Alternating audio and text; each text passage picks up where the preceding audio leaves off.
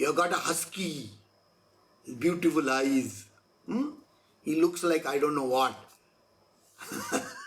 So you got a husky. You will allow him to come in your bed and lie around over there also. Why? You have paid money for it. It's a very, very great breed. But if a dog comes, pariah is there from the roadside, you will say, sit outside. That's what you will do.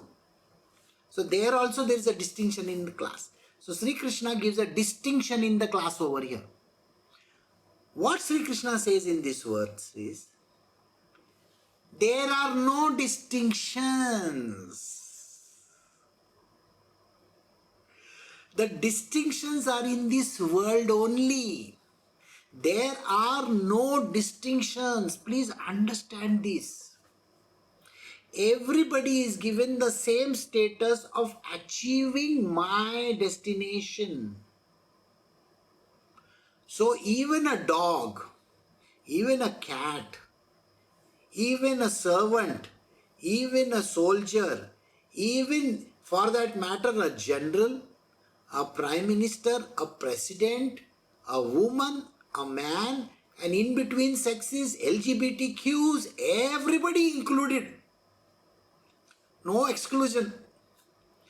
Everybody is allowed to reach this supreme goal.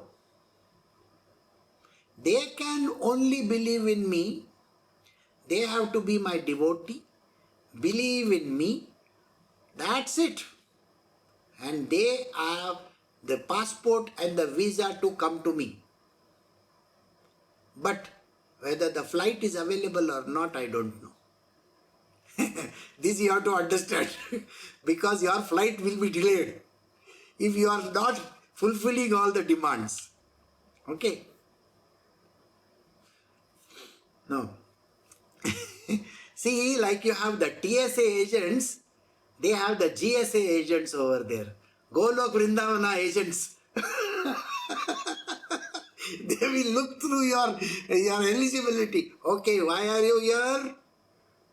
I just want to visit. No visiting. No visiting. You have still some work to do over there. Go back to your country. So do you understand? So there is a criteria that everybody is eligible. Those who are devotees of Krishna.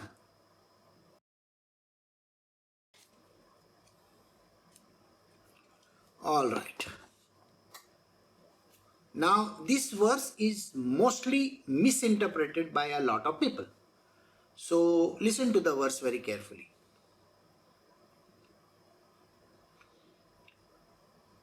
We are doing chapter 9, Bhagavad Gita, verse 32. Arjuna, women, Vaishyas, that is the community which is into trading and agriculture, Shudras, belonging to labor and other classes, artisan classes, as well as those of impious birth, such as the pariahs, whoever they may be, taking refuge in me, they too attain the supreme goal.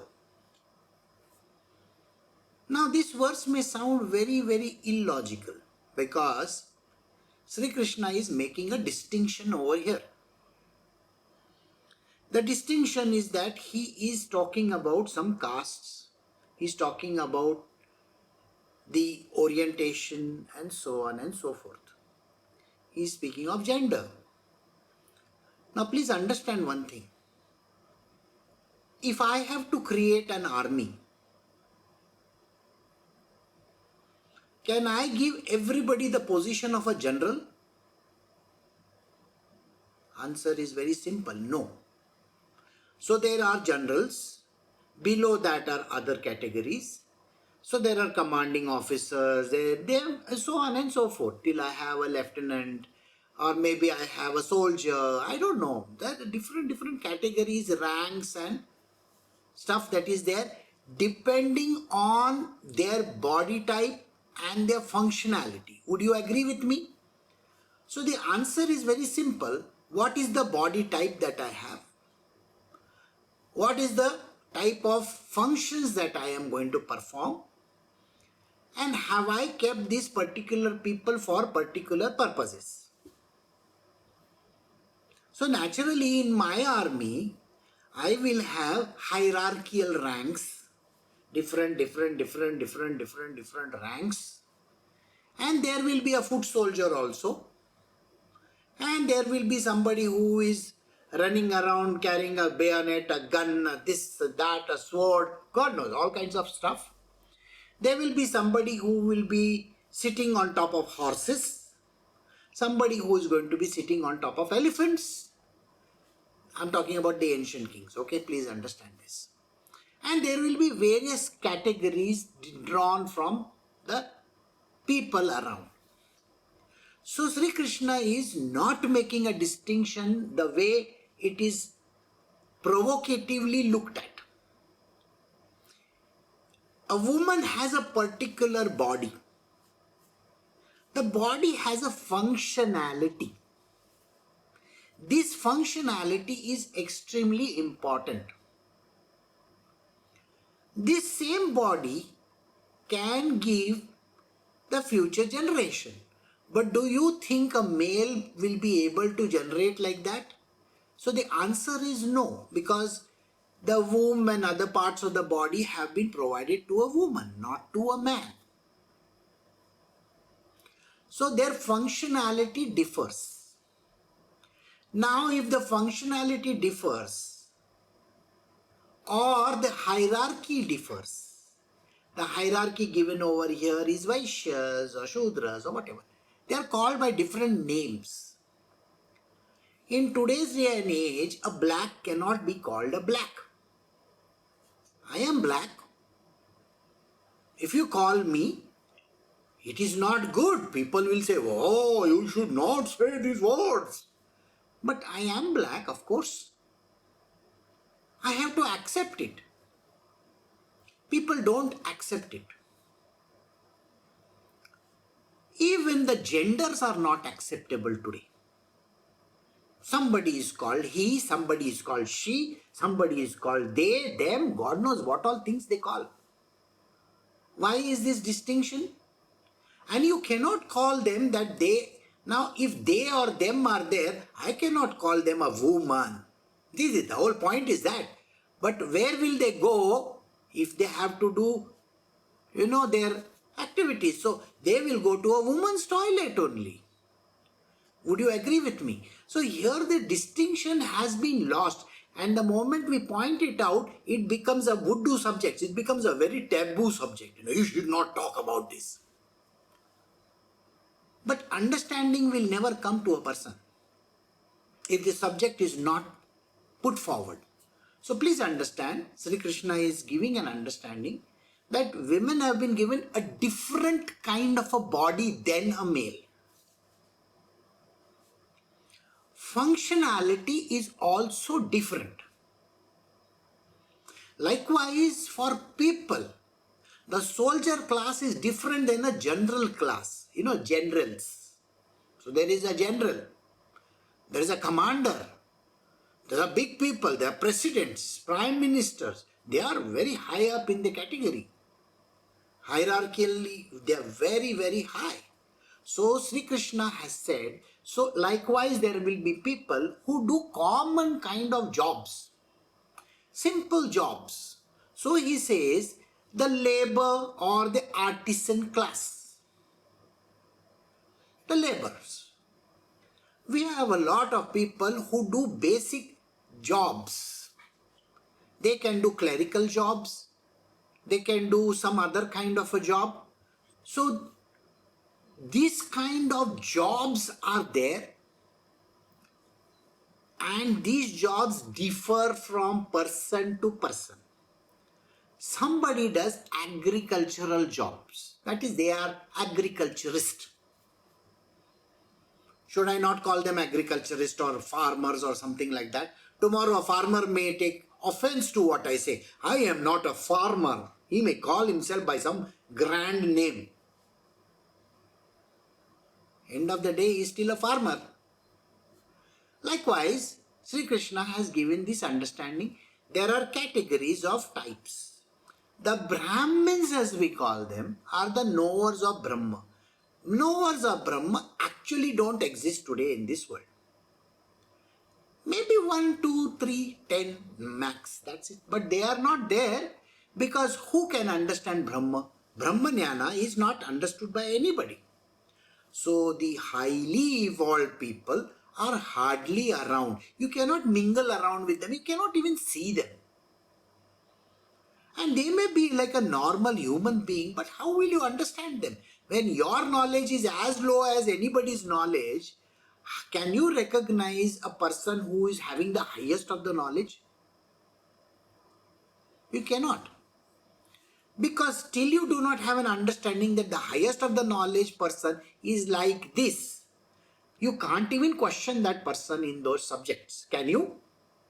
You don't understand. So suppose if I am a common person, can I go and talk to somebody about very high-end physics or something like that? I don't understand anything about physics. If tomorrow somebody who is a very great scientist comes and sits in front of me and starts talking about subjects, I am going to look phased. What is he talking about? I don't understand. Because my knowledge is minimal. And that person's knowledge in that subject is very high. Likewise, I cannot recognize a Brahmanyani. So today, Brahmanyanis don't exist. Second one is called the Kshatriyas. Now, Kshatriyas doesn't mean fighting people. Kshatriyas means born leaders, all leaders. Are there leaders in this world? Of course there are. Are there leaders in politics? Yes. Are there leaders in all kinds of other sciences and other places? Of course there are. Are there people in businesses who are leaders like CEOs and all those C-level executives? Of course they are. They have got thousands of people under them. So naturally they are called Kshatriyas because they command people. They are leaders. Then the third type is called Vaishyas. Somebody who does transactions all the time. Money transaction, other transactions. They keep on doing transaction. Give and take, give and take, give and take, give and take. And they do it for profit purposes. Understand this. They are always talking, I want to make profit. They may make a loss, but they still are thinking, I want to make a profit. So those are the Vaishya types. And then lastly, we have the Shudra types. Like I say, I cannot call black a black. Like that, I cannot call these people Shudra. Why? Because you are not allowed misogyny. Okay. Well, what does Shri Krishna say? People, those who are working class. Very simple. The working class of people. They are not commanding others. They are not even leaders. They don't have anything in command in their life. They have never had leadership skills or qualities. They are always taking orders from other people. Yes sir, yes ma'am, yes ma'am. This is all they do. And they do all the basic work. You may say that person is a manager. Sorry, is he reporting to somebody? Then that person is also a worker. Does he have to do the basic stuff also? Then that person is a worker. So this is what Sri Krishna is talking about. I have tried to explain to you all this in a manner so that you will understand this verse properly. What is the meaning of impious birth? Impious birth simply says that there are people in this world, there are creatures in this world whom we will not allow them to go and sleep in our bed. Will you allow them to sit at your dining table? You have a cat, you have a dog. Some people put their cat and dog on top of their head. That's a wrong thing to do. A cat and a dog has to be put in a cat and a dog pen or whatever you call it. A dog house, a cat house. Keep them over there. They are impious in birth. That is why they have got that body. If they were pious, then they would have got a better body. Would you agree with me? See, even if you have pets, there are some pets who are given a better status than the other. Alright? Now, suppose you have an Egyptian cat. You know that cat which has no fur on its body? The baldy type? Yeah. Now I want you to think about it. or Siamese or something like that. My God, you are going to take care of this cat like as if it is gold. But if it is a common alley cat, like that Tom and Jerry type, you are not going to allow them inside the house. You'll say, you stand over there, you sit over there. I will give you food outside the house. I mean, that's how you will treat them. But these kind of exclusive creatures, you will put them on top of your head. Oh, my cat, my cat, my cat. That's what you will do. Why? Exclusivity. Yeah, they come from a breed. A pariah, a dog which is on the roadside. That is what he is talking about. Is he not saying that? A pariah, a dog from the roadside. You are not going to keep him, you are not going to allow him to go in your bed, but it is a very great animal, a chihuahua, or you have paid a bomb for that animal. Okay. You got a Great Dane, you know the Great Danes? Big dogs. Okay. You got a husky, beautiful eyes. He looks like I don't know what. So you got a husky. You will allow him to come in your bed and lie around over there also. Why? You have paid money for it. It's a very, very great breed. But if a dog comes, pariah is there from the roadside, you will say, sit outside. That's what you will do. So there also there is a distinction in the class. So Shri Krishna gives a distinction in the class over here. What Shri Krishna says in this verse is, there are no distinctions. The distinctions are in this world only. There are no distinctions. Please understand this. Everybody is given the same status of achieving my destination. So even a dog, even a cat, even a servant, even a soldier, even for that matter a general, a prime minister, a president, a woman, a man, and in between sexes, LGBTQs, everybody included. No exclusion. Everybody is allowed to reach this supreme goal. They can only believe in me. They have to be my devotee, believe in me. That's it. And they have the passport and the visa to come to me. But whether the flight is available or not, I don't know. This you have to understand. Because your flight will be delayed if you are not fulfilling all the demands. Okay? No. See, like you have the TSA agents, they have the GSA agents over there. Golok Vrindavana agents. They will look through your eligibility. Okay, why are you here? And they say, I just want to visit. No visiting. No visiting. You have still some work to do over there. Go back to your country. So do you understand? So there is a criteria that everybody is eligible. Those who are devotees of Krishna. Okay. If you are a devotee of some other god, you will go to that god. Did we not do that verse yesterday? The votaries of other gods will go to their gods. Okay. The votaries of some heaven or some kind of a creature somewhere, whether they are kinnars or whether they are ashwas or whatever. Alright, they will, see, all this LGBTQ and all that, that is all kinnars, Gandharvas, I told you. I have explained all these things to you. So they have their own heaven. Okay, they will go to their heaven.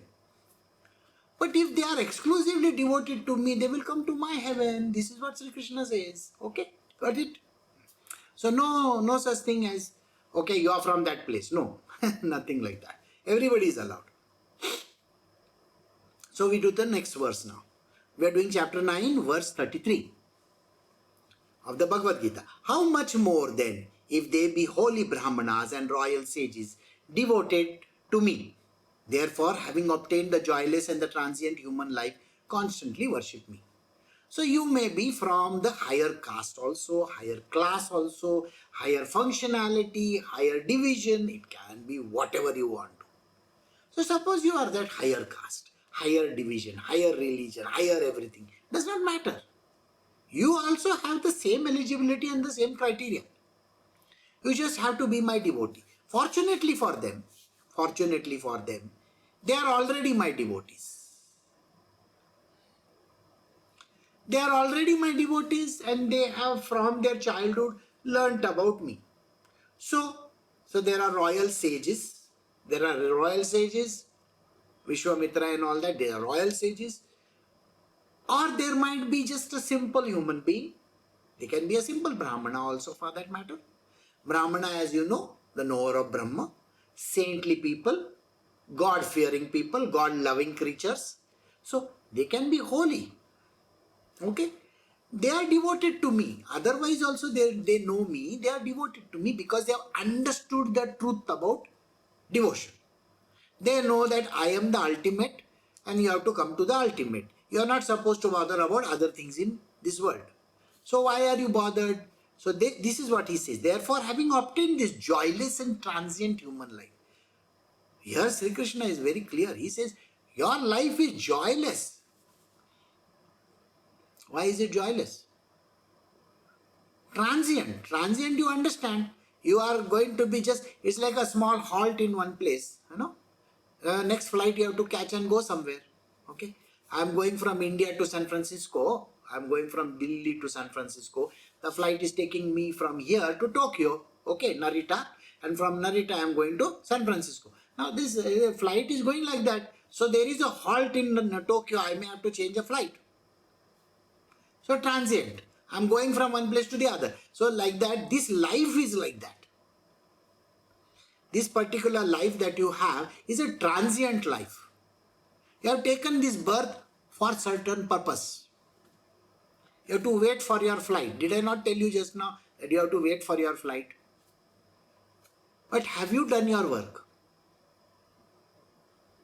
There is no airport to do the work. You have to do it in this life. Otherwise you will say, oh, there is a waiting area somewhere. No waiting area. These 60, 70, 80, 90 years of your life is the waiting area. Okay. So this is the waiting area. You better do your work. Don't keep on saying tomorrow, tomorrow, tomorrow, tomorrow. No flight tomorrow. Weather will be bad.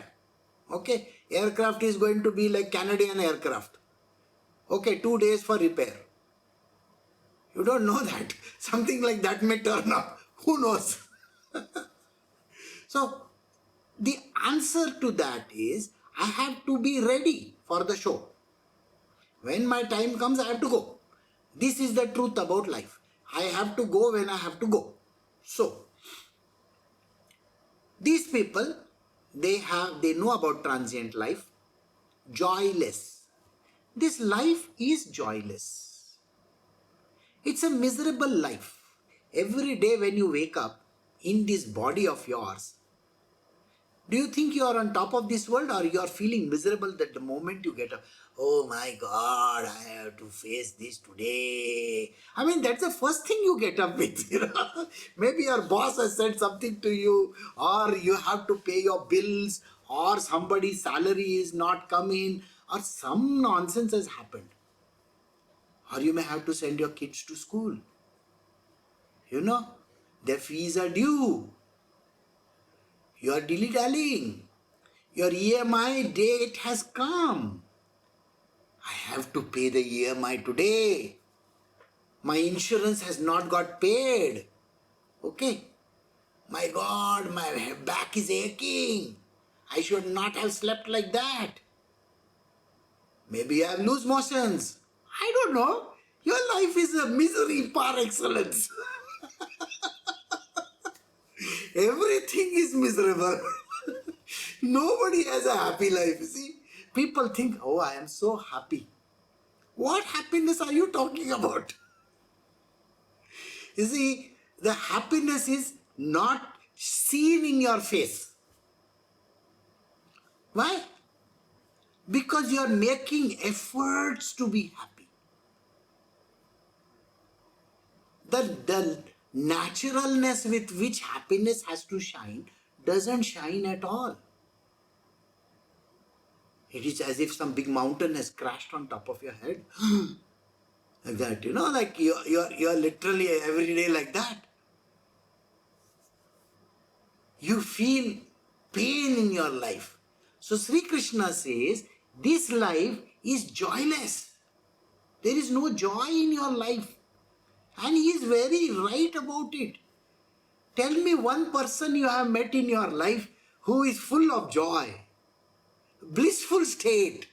You see, somebody, what is blissfulness? I will tell you. Blissfulness is nothing to do with, that smile on your face. No, that is stupid.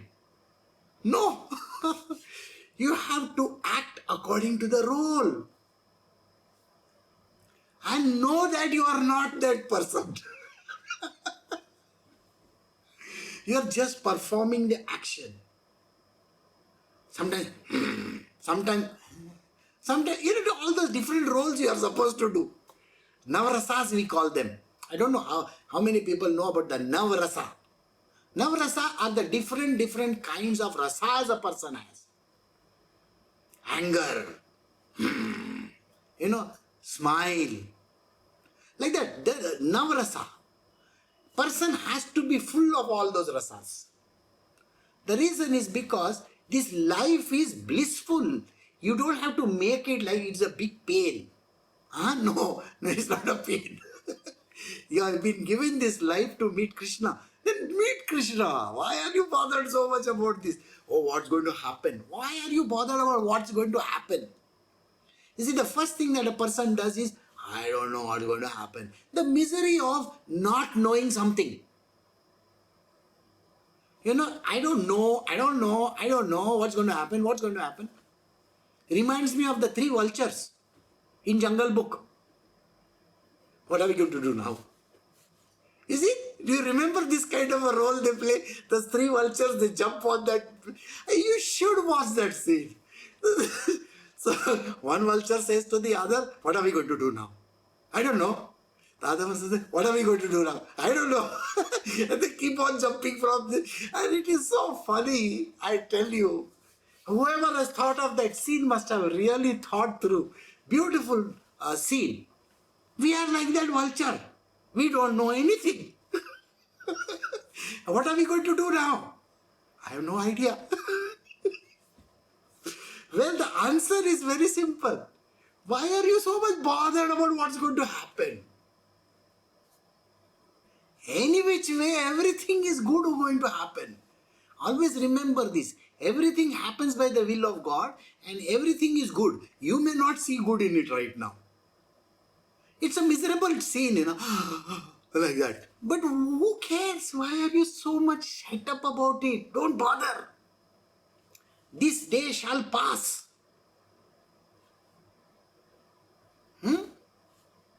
Otherwise, take a purgative. Sorry, sick joke, but it is. At least that will make you smile. Okay, let me go to the next verse. We are doing chapter 9, verse 34. Fix your mind on me, be devoted to me, worship me and make obeisance to me. Thus linking yourself with me and entirely depending on me, you shall come to me. So simple this is. You just fix your mind on me. Why are you bothered so much about what is going to happen, how things are going to be, where is the money going to come from, where are my kids going, which college they will go to, which school they should go to. Why are we bothered so much? Don't bother so much. Krishna is assuring you, just think about me, boss. और कुछ सोचने की जरूरत नहीं है. Sorry, my Hindi is there just now. I said one dialogue from a film, Jab We Met. Okay, don't think about all these things. What's going to happen? The worst thing that can ever happen. You will straight away come to me.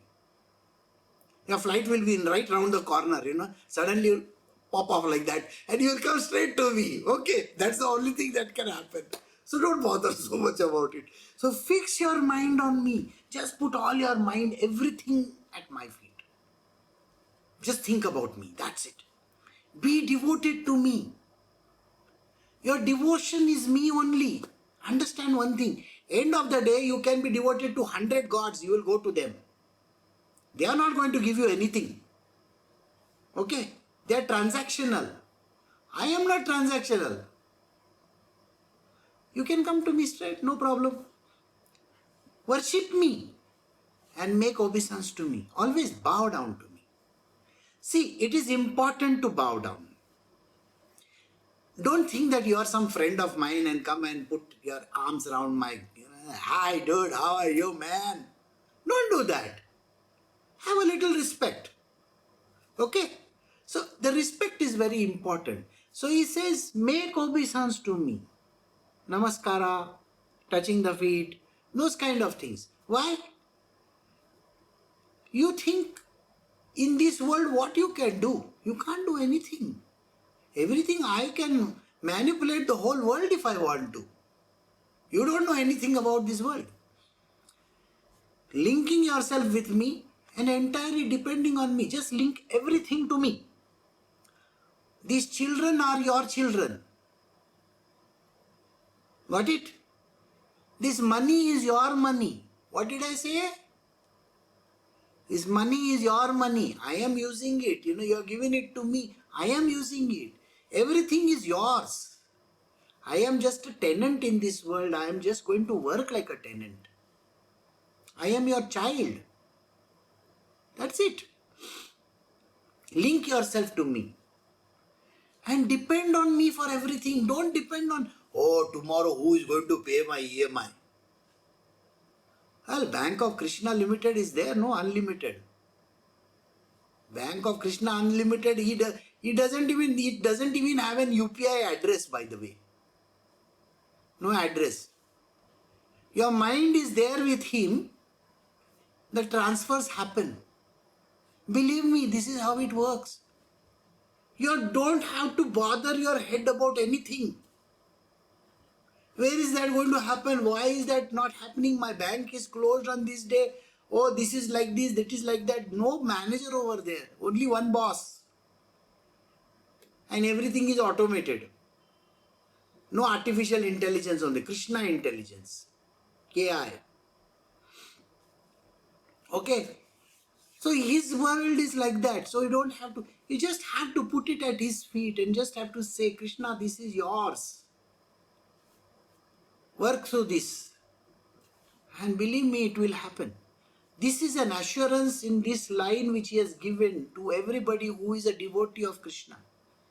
You shall come to me. And don't bother so much about, I am like this or I am like that. Don't bother. Why are you so much bothered? You will come to me. Become my devotee.